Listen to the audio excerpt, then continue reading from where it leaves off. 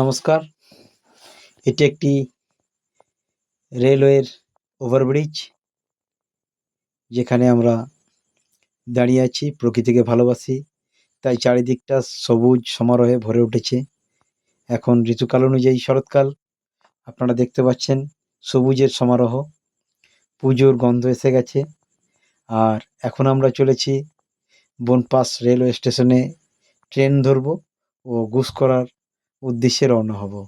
এখানে আমি গুসকরার পথে চলেছি, আপনারা দেখতে পাচ্ছেন। এবং হঠাৎ করে গুসকরা এসে পৌঁছলাম, দোকানে এসেছি। দোকানদার আমাদেরকে দেখে খুবই খুশি হয়েছে। আমাদের চেনা লোক, অঙ্গনা এই দোকানটির নাম। আমার ছেলের, আমার স্ত্রীর সমস্ত কিছু কিনে নিয়েছি।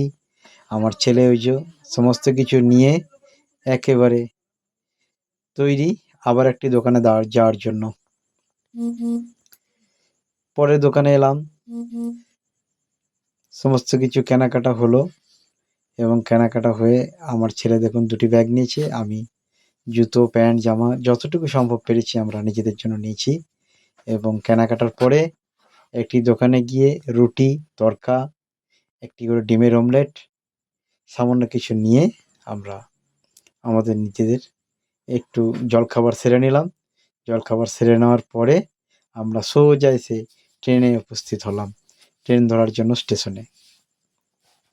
এই তো ট্রেন ঢুকে গেছে। বলতে বলতেই বাড়ির উদ্দেশ্যে রওনা দেব এবং ট্রেনে চেপে পড়ব। দেখুন বন্ধুরা, যে কারণে এখানে এসেছিলাম সেই কথাটি মনে পড়ে গেল। এখানে কলকাতায় যাচ্ছে ফুল, বেলপাতা এই সমস্ত নিয়ে।